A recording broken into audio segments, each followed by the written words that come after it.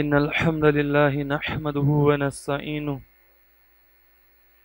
من يهده الله فلا مضل له ومن يضلل فلا هادي له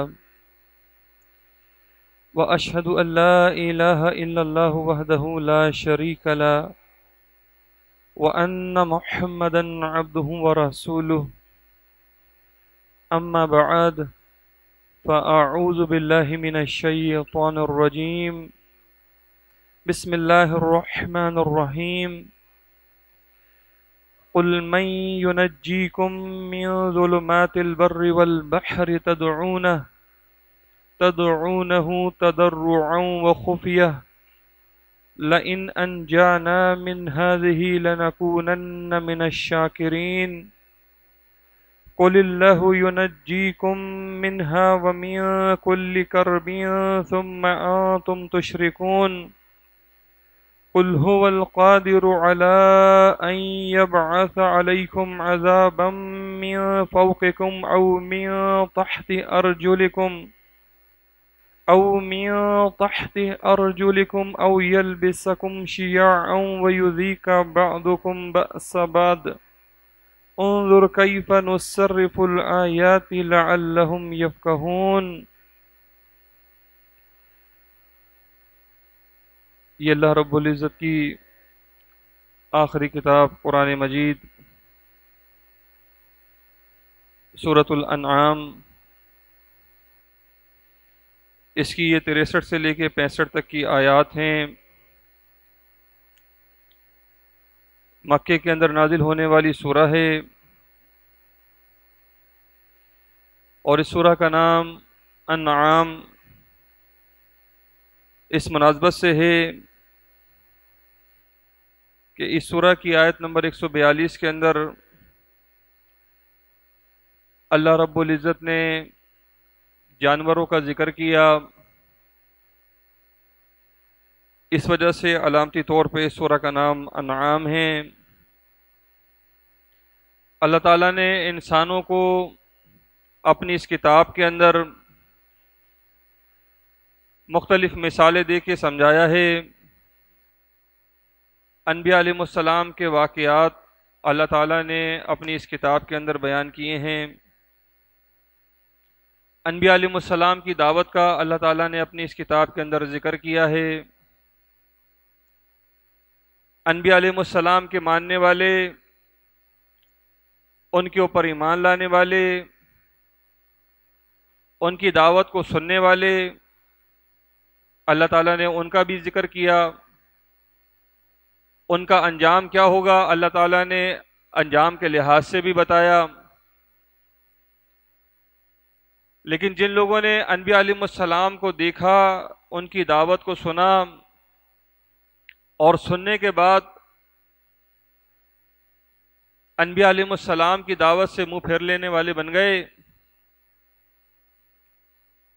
پھر اللہ تعالیٰ نے ان قوموں کو کس طرح پکڑا، کس طرح اللہ تعالیٰ نے ان قوموں کو تباہ اور برباد کیا۔ اللہ تعالیٰ نے اپنی اس کتاب کے اندر ان قوموں کا بھی ذکر کیا۔ یہ ساری باتیں ذکر کرنے کا مقصد انسانوں کی ہدایت ہے۔ انبیاء علیہ السلام اللہ کا پیغام لے کر آتے ہیں، لوگوں کے سامنے اللہ کے احکامات پڑھ کے سناتے ہیں، خود بھی اللہ کی خالص بندگی کرنے والے ہوتے ہیں، اور اپنی قوم کو بھی یہی دعوت دیتے ہیں کہ جس اللہ کے اوپر تمہارا ایمان ہے، تو جس اللہ کو تم مانتے ہو، اس اللہ کو وحدہ لا شریک مان لو۔ اس میں کامیابی ہے، اس میں نجات ہے۔ اللہ کے نام سے تو تم واقف ہو، تم جانتے بھی ہو کہ اللہ بڑی شان والا ہے، بڑی قدرت والا ہے، لیکن اس عظیم رب کو اکیلا مان لو۔ یہ انبیاء علیہ السلام کی اپنی قوم کے ساتھ دعوت رہی۔ قوموں کی بڑی اکثریت اللہ کی ماننے والی، اللہ کے انکار کرنے والے لوگ نہیں تھے۔ نبی صلی اللہ علیہ وسلم کے دور میں یہود و نصارہ اللہ کے ماننے والے تھے، مشرکان مکہ اللہ کے ماننے والے تھے۔ ان کے سامنے دعوت یہی نبی صلی اللہ علیہ وسلم بھی بیان کر رہے تھے کہ تم جس اللہ کو مانتے ہو جس اللہ کی بندگی کرتے ہو اس اللہ کو اکیلا مانو، وہ اللہ وحدہ لا شریک ہے، اس کا شریک کوئی نہیں ہے، وہ اکیلا ہے، اس کا ند نہ بناؤ، اس کا شریک نہ بناؤ، اس کے ساتھ کسی کو تکلیف کے اندر، مصیبت کے اندر، پریشانی کے اندر پکارو نہیں، وقت کے رسول کو اللہ کا ند نہ بناؤ، اس کی ذات کا ٹکڑا نہ ٹھہراؤ، جس طرح عیسیٰ ابن مریم کو نصارہ نے اللہ کا بیٹا بنایا معاذ اللہ، یہود نے عزیر علیہ السلام کو اللہ کا بیٹا بنایا، اور یہ آخری کلمہ پڑھنے والی امت، اس کے بھی ایک گروہ کا عقیدہ کہ اللہ کے آخری سچے اور پیارے رسول محمد صلی اللہ علیہ وسلم اللہ کے نور میں سے نور ہیں، یہ عقیدہ گھڑا کہ یہ اللہ کے ند ہیں، اللہ کے شریک ہیں، اللہ نے انہیں اختیارات دی ہیں، جھولیاں بھر کے دینے والے ہیں۔ تو انبیاء علیہ السلام کی دعوت تو اپنی قوم کے سامنے کبھی یہ نہیں رہی، بلکہ اللہ کے آخری سچے اور پیارے رسول محمد صلی اللہ علیہ وسلم کی دعوت کا ذکر بھی ہمیں قرآن میں ملتا ہے، احادیث صحیحہ میں ملتا ہے۔ اس قرآن کے اندر نبی صلی اللہ علیہ وسلم کے ذریعے اعلان کرائے گئے کہ نبی صلی اللہ علیہ وسلم آپ اعلان کریں، آپ انہیں بتائیں، ان کے سامنے اس ایمان اور عقیدے کی بات کو کھول کے بیان کریں، ان کی اصلاح کریں، ان کے ایمان عقیدے کی۔ انبیاء علیہ السلام ایک اللہ کو پکارنے والے، بڑی سے بڑی تکلیف کے اندر، بڑی سے بڑی پریشانی کے اندر ایک اللہ کو پکارنے والے۔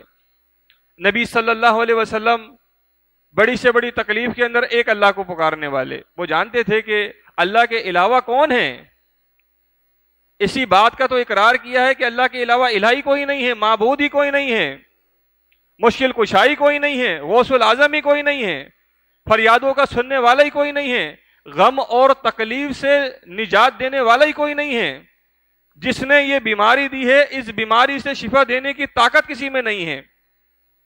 یہ انبیاء علیہ السلام کا ایمان و عقیدہ، ان کے ماننے والوں کا ایمان و عقیدہ، صحابہ کرام رضی اللہ عنہم کا ایمان و عقیدہ کہ تکلیفیں اللہ کی طرف سے آتی ہیں، پریشانیاں اللہ کی طرف سے آتی ہیں، ان تکلیفوں کو اللہ کے سوا کوئی اور دور نہیں کر سکتا، ان پریشانیوں کو اللہ کے سوا کوئی اور دور نہیں کر سکتا۔ اور غور کرنا چاہیے کہ یہ تکلیفیں، یہ پریشانیاں کیوں آئی ہیں، یہ مختلف عذابات کی شکلیں یہ کیوں آتی ہیں۔ اللہ تعالیٰ نے اپنی اس کتاب کے اندر بھی ان باتوں کا ذکر کیا کہ یہ عذابات کیوں آتے ہیں اللہ کے۔ اللہ انسانوں کی بستیاں اجاڑنا نہیں چاہتا، اللہ اس زمین کو ہلانا نہیں چاہتا، اللہ اپنے آسمان کو کھل کے برسانا نہیں چاہتا۔ اللہ تو نہیں چاہتا کہ یہ انسان کسی تکلیف اور کسی پریشانی کے اندر مبتلا ہو، لیکن یہ عذابات کی جو شکلیں ہیں مختلف، جو سال میں کبھی ایک بار کبھی دو بار مختلف عذابات آتے ہیں، اس کی بڑی وجہ کیا ہے، کیوں آتے ہیں یہ عذاب، اور یہ عذاب اس کا لانے والا کون ہے، یہ کس کے حکم سے آتے ہیں، اور کون ان عذابات کو ٹالنے والا ہے، کس کے پاس اختیار ہے، کون اس کے اوپر قدرت رکھنے والا ہے۔ اللہ کی کتاب نے یہ ساری باتیں بتائی ہیں، لیکن شرط اس بات کی ہے کہ اللہ کی اس کتاب کے نزدیک آیا جائے، اللہ کی اس کتاب کو کھولا جائے۔ یہ جو اونچے مقام کے اوپر گھروں کے اندر دو دو تین تین چار چار قرآن ہم نے سجا کے رکھے ہیں، اس کے اوپر سے مٹی کو ہٹایا جائے، اسے کھولا جائے، اس کی تلاوت کی جائے، اللہ کی ان آیات کے اوپر تدبر کیا جائے، غور و فکر کیا جائے، اس کے مطابق اپنا ایمان اور عقیدہ بنا کے اپنی اصلاح کی جائے۔ یہ کتاب ہدایت ہے، یہ اسی لیے آئی ہے، یہ کتاب مردوں کو بخشوانے کے لیے نہیں آئی ہے، اس کتاب کا کام ایصال ثواب کا نہیں ہے کہ مرنے والے کے اوپر قرآن خوانی ہم کرنا شروع کر دیں، قرآن کی تلاوت کرنا شروع کر دیں، کسی تکلیف اور پریشانی کے اندر اس قرآن کے ذریعے تعویذات بنانا شروع کر دیں، بازو اور گردن کے اندر قرآن کی آیات لکھ کے لٹکانا شروع کر دیں۔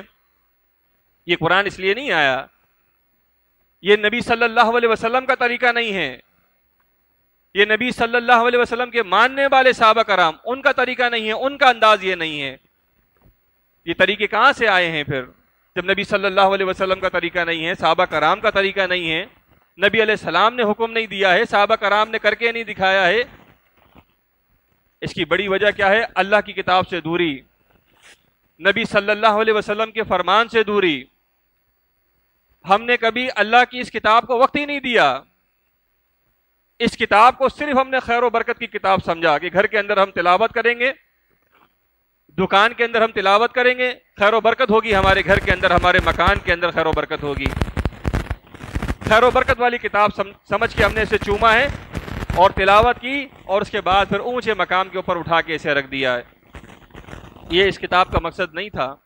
اس کتاب کا مقصد تو یہ تھا کہ اس کتاب کے مطابق ایمان عقیدہ بنا کے اصلاح کی جائے، اپنے ایمان عقیدے کو اللہ کی کتاب کے مطابق بنایا جائے، اور اس کتاب کی لوگوں کو دعوت دی جائے، کھل کے اللہ کے سامنے اللہ کی آیات کو لوگوں کے سامنے بیان کیا جائے۔ یہ اس کتاب کا مقصد تھا کہ اللہ کی آیات کو لوگوں کے سامنے پڑھ کے سنایا جائے کہ ہمارے اپنے اور آپ کے اپنے عظیم رب کا فرمان کیا ہے، اللہ کی آیات کیا کہتی ہیں، اللہ کا حکم کیا ہے، ایمان اور عقیدہ کیسا ہونا چاہیے، ہمارا عمل کیسا ہونا چاہیے، ہمارا طریقہ کیسا ہونا چاہیے، ہر کام میں اللہ کے آخری سچے اور پیارے رسول محمد صلی اللہ علیہ وسلم کا طریقہ یہ دیکھا جائے گا کہ نبی صلی اللہ علیہ وسلم کا طریقہ کیا تھا۔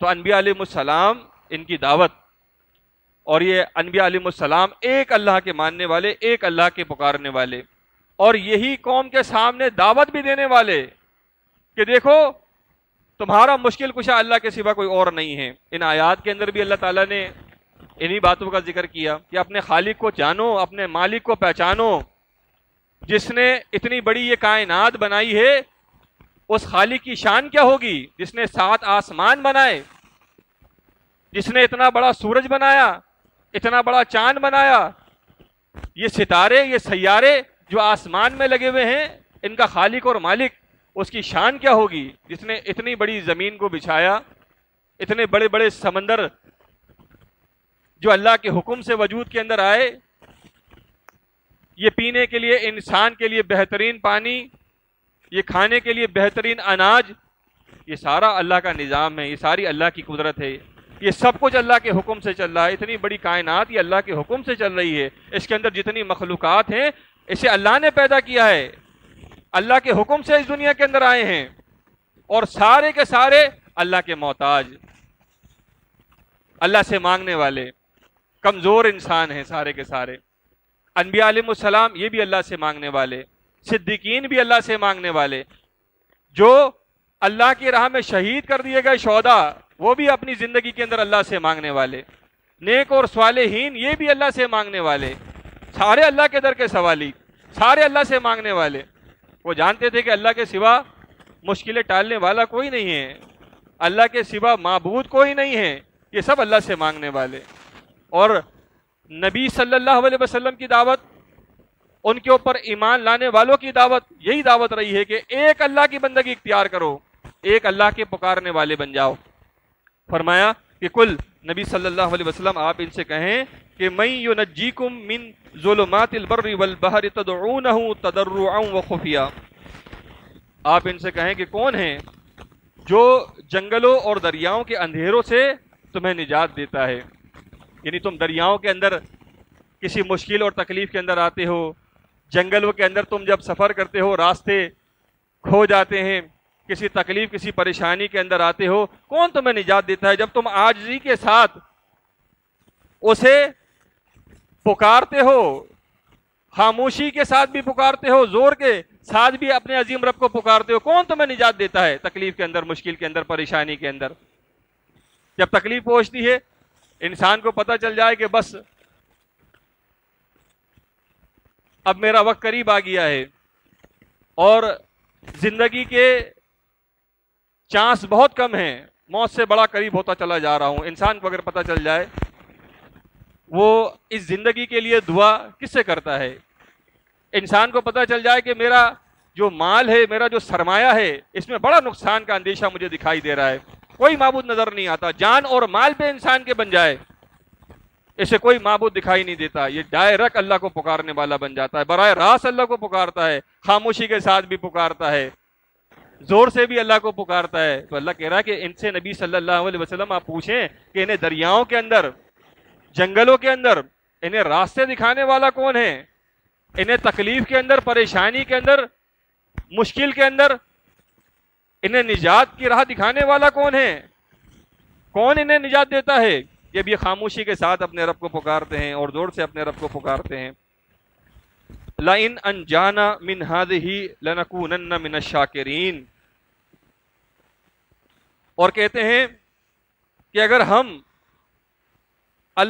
اگر ہمیں اس مصیبت سے نجات دے دے تو ہم کیا کریں گے؟ ہم بہت شکر کرنے والے بن جائیں گے. یہ جو تکلیف ہمارے اوپر آئی ہے، یہ جو پریشانی ہمارے اوپر آئی ہے، اس سے اللہ خالی ہمیں نکال دے، ہم کیا کریں گے؟ ہم اللہ کا شکر ادا کرنے والے بن جائیں گے. عاجزی کے ساتھ اللہ کا شکر ادا کریں گے ہم. قل، نبی صلی اللہ علیہ وسلم آپ انہیں کہیں کہ قل اللہ ینجیکم منہا ومن کل کرب ثم انتم تشرکون. کہو کہ اللہ ہی تو ہے جو تمہیں ہر مصیبت سے، ہر سختی سے تمہیں نجات دیتا ہے. اس کے بعد تم کیا کرتے ہو؟ اس کے بعد تم شرک کرنے لگتے ہو. تکلیف سے تمہیں اللہ نکالتا ہے، پریشانی سے تمہیں اللہ نکالتا ہے، مالی بحران سے تمہیں اللہ نکالتا ہے. اس بیماری کے بعد شفا ہمیں اللہ دیتا ہے. اس کے بعد اللہ کیا کہتا ہے ہمیں؟ اس کے بعد تم کیا کرتے ہو؟ تم شرک کرنے لگتے ہو اللہ کے ساتھ کہ فلانے بابا کا کرم ہے، فلانے پیر بابا کا کرم ہے، زندہ اور مردہ کا کرم ہے، یہ ان کی وجہ سے مالی نقصان سے ہم بچ گئے، ان کی وجہ سے اللہ نے ہمیں صحت عطا کی ہے، ان کی وجہ سے کاروبار کے اندر ہمیں فائدہ ہو گیا، نقصان ہونے والا تھا فائدہ ہو گیا ہمیں، میں موت کے قریب جا پہنچا تھا، ان کی وجہ سے میں بچ گیا. اللہ تعالیٰ نے کس طرح اپنی آیات کو بیان کیا اور کیفیت کو اللہ تعالیٰ نے بیان کیا کہ انسان کی کیفیت کیا ہے، کس طرح یہ انسان جو ہے تکلیف اور مشکل کے اندر اپنے عظیم رب کو یاد کرنے والا ہوتا ہے، اور جیسے ہی اس تکلیف سے اللہ نجات دیتا ہے یہ بغاوت پہ اتر آتا ہے، سرکشی کرتا ہے، یہ اللہ کی نافرمانی کرتا ہے، اللہ کا ند، اللہ کا شریک ٹھہراتا ہے فوراً کہ یہ داتا صاحب کا کرم ہے، یہ علی رضی اللہ عنہ کا کرم ہے، یہ غوث العظم شیخ عبد القادر جیلانی کا کرم ہے، یہ معین الدین چشتی کا کرم ہے، یہ عبداللہ شاہ غازی کا کرم ہے، یہ نورانی والے بابا کا کرم ہے، اور نہ جانے کتنے بابا اس زمین کے اوپر. آج یہ حالات ہم سن رہے ہیں اور دیکھ رہے ہیں اس ملک کے، کہیں سیلاب ہے، کہیں آندیاں ہیں، کہیں طوفان ہیں، کہیں زلزلے ہیں. آج کوئی بابا آپ کو دکھائی نہیں دے رہا. بڑے بڑے مزار جس ملک کے اندر موجود ہوں، اتنے بڑے بڑے نام اور اتنے بڑے بڑے انسانوں کے دعوے ان کے ساتھ منسوب ہوں کہ یہ داتا صاحب، دادا کی نگری ہے، یہ سمندر عبداللہ شاہ غازی نے روکا ہوا ہے، اتنے بڑے بڑے معاذ اللہ دعوے ان کے. آج یہ کھل کے آسمان برس رہا ہے اور کوئی زندہ بابا، کوئی مردہ بابا یہ کام آنے والا نہیں ہے. کوئی مشکل کشائی کرنے کو تیار نہیں ہے سوائے ایک اللہ کے. ایک اللہ مشکل کشا ہے. یہ بات اگر آج بھی اس قوم کی سمجھ میں نہ آئے کہ اتنا کھل کے اللہ تعالیٰ نے آسمان کو برسایا اور زمین کو اللہ تعالیٰ نے اس طرح ہلایا کہ زلزلے اس ملک کے اندر آئے اور آ رہے ہیں، اور انسان ہے کہ غور و فکر کرنے کے لیے تیار نہیں ہے، اپنے عظیم رب کے قریب آنے کے لیے تیار نہیں ہے، اپنی اصلاح کرنے کے لیے تیار نہیں ہے. سنن نسائی کتاب کافروں سے لڑائی اور جھگڑے کے بیان کے اندر آتا ہے، مصعب بن سعد روایت کرتے ہیں، کہتے ہیں کہ میں نے اپنے والد سعد سے سنا کہ فتح مکہ کے دن نبی صلی اللہ علیہ وسلم نے فرمایا کہ 4 آدمی اور 2 عورتیں، ان کے سوا میں سب کو پناہ دیتا ہوں. یہ 4 آدمی جہاں ملیں، یعنی کہ اگر یہ کعبے کی چادر بھی پکڑے ہوئے ہوں انہیں قتل کر دیا جائے، انہیں چھوڑا نہیں جائے. باقی سب کو نبی صلی اللہ علیہ وسلم نے پناہ دی. 2 پکڑے گئے، صحابہ نے قتل کیا انہیں. ایک اکرمہ بن ابی جہل، یہ فرار ہوا اور بھاگ کے سمندر کی طرف گیا، وہاں کشتی کے اندر بیٹھا، اور کشتی جب چلنے لگی تو طوفان آیا، تیز ہوائیں آئیں. یہ ہوائیں اللہ کی ہیں. وہ کشتی جب طوفان کے اندر آ کے پھنسی تو کشتی والے کہنے لگے آج تو ایک اللہ کو پکارو.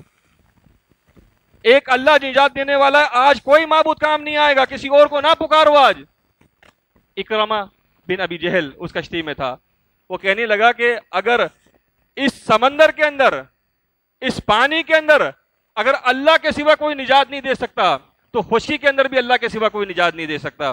کیسی اللہ تعالیٰ نے اس کی اصلاح فرمائی اور اپنی عقل کا استعمال کیا اس نے کہ واقعی اگر اس سمندر کے اندر، اس تکلیف کے اندر، اس پریشانی کے اندر، اس طریق کے اندر اگر اللہ کے سوا کوئی نجات دینے والا نہیں ہے، کوئی مشکل کشا نہیں ہے، اور جن معبودوں کو میں پکار رہا تھا، جنہیں میں نے الہ بنایا تھا، وہ 360 معبود، وہ کوئی معمولی لوگ بھی نہیں تھے۔ ان میں سے آپ دیکھیں ابراہیم علیہ السلام کا بت، اکرمہ کہتا ہے کہ آج ابراہیم علیہ السلام کام آنے والے نہیں ہیں، ابراہیم بابا بھی مشکل کشائی نہیں کر سکتے، اسماعیل بابا بھی مشکل کشائی نہیں کر سکتے، عیسیٰ ابن مریم بھی مشکل کشائی نہیں کر سکتے۔ آج یہ ایمان عقیدہ بنا پھر ان کا۔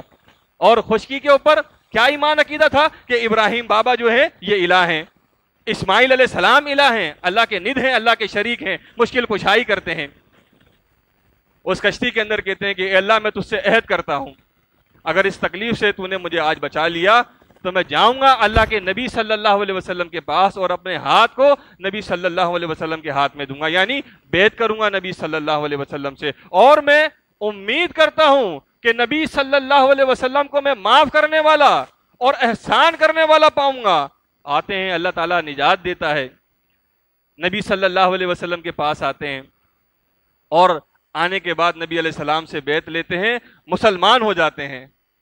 اور آج یہ قوم، یہ اتنے بڑے بڑے معاملات دیکھنے کے بعد بھی اگر اللہ کی طرف رجوع نہ کرے، اللہ کی طرف نہ پلٹے، آج بھی انہیں اندازہ نہ ہو، آج بھی اگر احساس نہ ہو اس بات کا کہ یہ آندیاں، یہ طوفان، یہ زلزلے، یہ اس زمین پہ کیوں آ رہے ہیں۔ سورہ روم اس کی آیت نمبر 41 اور آیت نمبر 42 اللہ تعالیٰ نے بتایا کہ ظہر الفساد فی البر والبحر بما کسبت ایدی الناس، کہ خشکی اور تری میں لوگوں کے اعمال کی سبب، ان کے ہاتھ کی کمائی کی سبب آج فساد برپا ہے۔ لیذیقہم بعض الذی عملوا لعلہم یرجعون، اللہ بعض باتوں کا انہیں مزہ چکاتا ہے۔ کیوں چکاتا ہے انہیں مزہ؟ یہ آسمان جو کھل کے برساتا ہے، یہ زمین کو ہلاتا ہے، یہ تیز آندیاں اور طوفان کو اللہ جو بھیجتا ہے، یہ بعض باتوں کا اللہ تعالیٰ مزہ چکاتا ہے کہ یہ انسان لعلہم یرجعون اپنے عظیم رب کی طرف پلٹے، اللہ کی طرف رجوع کرے، اپنے گناہوں کی معافی مانگے۔ آج اس قوم کو گناہ نہیں بتایا جا رہا، یہ تو بتایا جا رہا ہے کہ بے حیائی عام ہے، واقعی بے حیائی عام ہے، سودی کاروبار عام ہے، واقعی سودی کاروبار عام ہے، ظلم اور زیادتی عام ہے، واقعی ظلم اور زیادتی عام ہے، ملاوٹ عام ہے، واقعی ملاوٹ عام ہے، قتل و غارت عام ہے، واقعی قتل و غارت عام ہے۔ لیکن اس سے بڑے مسائل جس کے اوپر اللہ ناراض ہوتا ہے، جس کے اوپر اللہ تعالیٰ قوموں کو برباد اور تباہ کرتا ہے، اس کا بھی ذکر اللہ تعالیٰ نے سورہ روم آیت نمبر 42 کے اندر کیا۔ کل نبی صلی اللہ علیہ وسلم آپ انہیں کہیں، کل سیروا فی الارض فانظروا کیف کان عاقبۃ الذین من قبل، کہ نبی صلی اللہ علیہ وسلم ان سے کہیں زمین پہ سیر کرو، دیکھو اس سے پہلے کتنی بستیاں اللہ تعالیٰ نے آباد کر کے رکھی تھی، تہس نہس کر دیا انہیں، صفائے ہستی سے اللہ تعالیٰ نے مٹا دیا، انہیں برباد کر کے رکھ دیا اللہ تعالیٰ نے، ان کے آثار آج بھی زمین کے اوپر موجود ہیں۔ نبی علیہ السلام کے ذریعے کہلوایا جا رہا ہے کہ نبی علیہ السلام کہیں آپ انہیں کہ زمین پہ سیر کر کے دیکھو، تمہیں آثار ملیں گے قوموں کے، پتہ چلے گا کوئی قومیں آباد تھی یہاں پہ، وجہ جانو کیوں اللہ تعالیٰ نے برباد کیا، یہ پوری بستیاں اجڑ گئیں ان کی، اللہ کے ایسے عذابات ان کے اوپر آئے۔ جرم بتایا اللہ تعالیٰ نے، فرمایا کانا اکثرہم مشرکین، اکثریت اللہ کے ساتھ شریک ٹھہرانے والی بن گئی، مشرک بن گئی اکثریت، فرقہ پرست بن گئی اکثریت، اللہ اور اس کے رسول صلی اللہ علیہ وسلم کے ماننے والے، اس کتاب کے اوپر ایمان رکھنے والے اللہ کا ند بنانے لگے، اللہ کا شریک بنانے لگے۔ یہ 12 ربیع اول کا مہینہ ہے، ابھی سنیں گے ہم بہت ساری باتیں، یا رسول مدد کی پکارے سنیں گے، محرم کے اندر یا علی مدد کی پکارے ہم نے سنی، یا حسین مدد کی پکارے سنی، مولا علی کی پکارے ہم نے سنی، ان کے نام کی نظر و نیاز ہم نے دیکھی۔ اب اس مہینے کے اندر نبی صلی اللہ علیہ وسلم کے نام کی نظر و نیاز، اللہ کے نور میں سے نور کی باتیں ہمیں سننے کو ملیں گی۔ اور قرآن کیا کہتا ہے کہ اتنی بڑی اتنی بھاری بات تم نے کی ہے کہ تمہارے اس بات کی وجہ سے یہ آسمان پھٹ جائے، یہ زمین شک ہو جائے، یہ پہاڑ ریزہ ریزہ ہو جائیں کہ تم اللہ کی اولاد، اللہ کا بیٹا بنانے چلے ہو، اللہ کا نت تم بنانے لگے ہو. یہ تو بات ایسی ہے تمہارے منہ کی کہ اللہ تعالیٰ زمین کو ہلا دے، یہ آسمان پھٹ جائے تمہاری اس بات سے. تکاد السماوات یتفطرن من وتنشق الارض وتخر الجبال هدا ان دعوا للرحمن ولدا. سورہ مریم کی آیات. فرمایا کہ تم اللہ کا ند بناتے ہو تو اللہ کی زمینیں تو ہلیں گی، پھر یہ اللہ انہیں حکم دے گا اور یہ بستیاں اسی طرح اجڑیں گی، اللہ اسی طرح برباد کرے گا. آج بھی اگر یہ قوم اللہ کی طرف پلٹتی نہیں ہے، اللہ کی طرف رجوع نہیں کرتی، اپنے ایمان اور اپنے عقیدے کی اصلاح اگر نہیں کرتی ہے، تو یہ عذاب تو اللہ تعالیٰ کے آئیں گے. یہ تو اللہ کا کتنا احسان ہے، کتنا اللہ کا شکر ہے کہ اللہ تعالیٰ یہ چھوٹے چھوٹے عذابات بھیجتا ہے اور دکھاتا ہے کہ دیکھو یہ تمہارا مزار، تمہارا یہ بابا، یہ سمندر کے اندر آج ڈوبا ہوا ہے، سیلاب کے اندر آج ڈوبا ہوا ہے. آج تم اپنے بابا کو بچانے کے لیے لگے ہوئے ہو، ان کے مزارات تم بند کرنے چلے ہو کہ مزار کے اندر پانی نہ آ جائے، قبر والے تک پانی نہ پہنچ جائے. کس طرح اسے بچایا جائے؟ مزار کے اندر پانی داخل نہ ہو. اور جیسے ہی اللہ تعالیٰ اس پانی سے نجات دے گا، اس کے بعد پھر اس مزار کی تعمیر کی جائے گی. پھر بتایا جائے گا کہ یہ مشکل کشا ہیں، یہ اولادیں دینے والے ہیں، یہ بارشیں برسانے والے ہیں، زمینیں ان کے حکم سے ہلتی نہیں ہیں اور ہلائی جاتی ہیں تو ان کا حصہ ہوتا ہے، ان کا ہاتھ ہوتا ہے. ان کے پاس جاؤ تو سر جھکاؤ، انہیں سلام کرو. اتنے معاملات تو اللہ کے ساتھ بھی معاذ اللہ نہیں کیے جاتے. ان کو پیڑ دکھا کے نہ جاؤ. اللہ کے گھر میں آتا ہے انسان، بیت اللہ کی طرف منہ کرتا ہے، صلات پڑھتا ہے، بیت اللہ کی طرف پیڑ دکھاتا ہے اور واپس چلا جاتا ہے. اور قبر والا، اس کے سامنے کتنے پیڑ بھی نہ دکھاؤ. آپ دیکھیں مقام کیا دیا ہے. اور کرنے والا کون ہے؟ جو کہتا ہے اللہ اکبر، جو کہتا ہے اللہ بڑا ہے، جو کہتا ہے سبحان اللہ، اللہ پاک ہے، جو کہتا ہے ھذا من فضل ربی، یہ سب میرے رب کا فضل ہے. اللہ کی کتاب کا ماننے والا ہے، اس کے اوپر کہتا ہے میرا ایمان ہے، اس کا یہ ایمان عقیدہ بنا ہے. تو فرمایا کہ اللہ کہہ رہا ہے ہر مشکل، ہر تکلیف سے میں تمہیں نجات دیتا ہوں. اس کے بعد تم شریک ٹھہراتے ہو، تم کہتے ہو ان کی وجہ سے ہمیں جو ہے نجات ملی ہے. کل نبی صلی اللہ علیہ وسلم آپ کہیں کہ هو القادر، وہ اللہ قادر ہے، کمزور رب نہیں ہے. اس با اختیار رب کو معاذ اللہ ہم نے بے اختیار سمجھ کر رکھا ہے. اس کی وجہ کیا ہے؟ اللہ کی تعریف نہیں ہے. لوگوں کے سامنے اللہ کی وحدانیت، اللہ کی توحید بیان نہیں کی جاتی. کوئی شخص اگر اللہ کی کتاب کو پڑھ لے، اللہ نے اپنا تعارف کرایا اپنی اس کتاب کے اندر، اس کو سمجھ میں آئے گا، اسے پتا چلے گا کہ اتنا تعریفوں والا رب، اتنا قدردان رب، اتنی قوت والا رب، اتنی عزت والا رب، ہر طرح کا اختیار عظیم رب کے پاس ہے. باقی سارے اللہ کے مانگنے والے، اللہ نے انہیں پیدا کیا اللہ کے حکم سے اس دنیا میں آنے والے، اللہ ہی کے حکم سے اس دنیا سے واپس جانے والے. یہ ساری باتیں اسے سمجھ میں آنا شروع ہو جائیں گی کہ جو تعارف ہمیں ہمارے ماں باپ نے کرایا تھا اللہ کا، قرآن تو وہ تعارف نہیں کراتا اللہ کا. جو پیر اور بابا نے تعارف کرایا تھا اللہ کا، وہ تو بڑا کمزور تعارف تھا اللہ کا معاذ اللہ. جو مسلک اور فرقے ہمیں تعارف کرا رہے تھے اللہ کا، وہ تعارف تو بڑا غلط تعارف تھا اللہ کا. صحیح تعارف کس نے کرایا؟ اللہ کی کتاب نے کرایا، اللہ نے کرایا اپنا تعارف خود. اور صحیح تعارف کس نے کرایا؟ اللہ کے آخری سچے اور پیارے رسول محمد صلی اللہ علیہ وسلم نے اللہ کا تعارف کرایا کہ یہ تعارف ہے اللہ کا. اتنا تعریفوں والا رب ہے. کیوں ہے تعریفوں والا رب؟ سب کچھ اس نے پیدا کیا ہے، سب کچھ اس نے بنایا ہے. رب العالمین ہے، وہ عالمین کا رب ہے. وہ یہ اللہ نے ہمیں بتایا کہ میں رب العالمین ہوں، اس لیے میری تعریفیں ہیں، بنتی ہیں میری تعریف. یہ پورا قرآن اللہ کی تعریفوں سے گونج رہا ہے اور تعریفیں بنتی ہیں اس عظیم رب کی، سب کچھ کرنے پہ قادر ہے. فرمایا کل نبی صلی اللہ علیہ وسلم کہیں هو القادر علی ان یبعث علیکم عذابا من فوقکم، کہہ دو کہ وہ اللہ قادر ہے، قدرت رکھتا ہے کہ تم پر اوپر سے عذاب لے آئے. یہ عذاب آ رہے ہیں آج بارشوں کی شکل میں.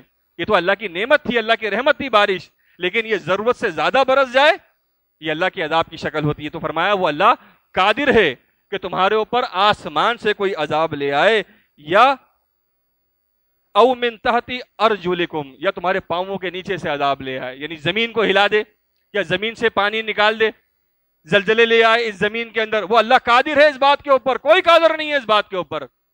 وہ عظیم رب قادر ہے اس بات کے اوپر. کہ آسمان کو کھل کے برسا دے اور سیلاب کی شکل اس ملک کے اندر، اس شہر کے اندر آ جائے، وہ اللہ تو قادر ہے اس بات کے اوپر، اور زمین کو ہلا دے بری طرح سے اور بستیاں اجاڑ دے، تباہ اور برباد کر دے اس جرم کی وجہ سے، تو اللہ کی طرف پلٹنا، اللہ کی طرف توبہ کرنا، اس شرک کو پہچاننا، جاننا اور اللہ سے معافی مانگنا اس کے اوپر. اور جو لوگ اس بات کو سمجھ گئے، انفرادی اور اجتماعی، اب ان کی ذمہ داری ہے کہ شرک کی شناخت کرائیں، بتائیں کہ شرک کی اقسام کون کون سی ہیں، اس کے اوپر معافی مانگنی ہے، اس کے اوپر توبہ کرنی ہے. ہم بھی اللہ سے معافی مانگتے ہیں اور تمہیں بھی اللہ سے معافی مانگنی چاہیے. تو فرمایا وہ اللہ قادر ہے کہ اوپر سے عذاب لائے یا پاؤں کے نیچے سے عذاب لائے، یا او یلبسکم شیعا ویذیک بعضکم بأس بعض، یا تمہیں فرقہ فرقہ کر دے اور ایک کی طاقت کا مزہ، ایک گروہ کی طاقت کا مزہ دوسرے گروہ کو چکائے. اللہ قادر ہے. آج دیکھتے ہیں ہم عذاب کی شکلیں، فرقہ فرقہ ہوئے ہیں، کوئی بریلوی ہے، کوئی دیوبندی ہے، کوئی اہل حدیث ہے، کوئی شیعہ ہے، کوئی جماعت المسلمین ہے، کوئی حنفی ہے، کوئی شافی ہے، کوئی مالک ہے، یہ آپس میں لڑتے بھی ہیں. اللہ کہہ رہا یہ عذاب کی شکلیں ہیں، فرقہ فرقہ کریں اور ایک کی طاقت کا مزہ دوسرے کو پر ہم چکائیں. انظر، اللہ کہہ رہا دیکھو، انظر نصرف الآیات لعلہم یفقہون، دیکھو ہم اپنی آیات کو کس طرح بیان کرتے ہیں تاکہ یہ لوگ سمجھ جائیں. اللہ سے اپنے لیے دعا ہے، تمام سننے والے بھائیوں بہنوں کے لیے یہ دعا ہے کہ مالک پاک پروردگار ہمیں اللہ کی اس کتاب کو سمجھنے کی توفیق عطا فرمائے اور سمجھنے کے بعد اچھے انداز میں دوسرے بھائیوں تک پہنچانے کی ہمت اور توفیق عطا فرمائے. سبحانک اللہم و بحمدک اشہد ان لا الہ الا انت استغفرک و اتوب الیک.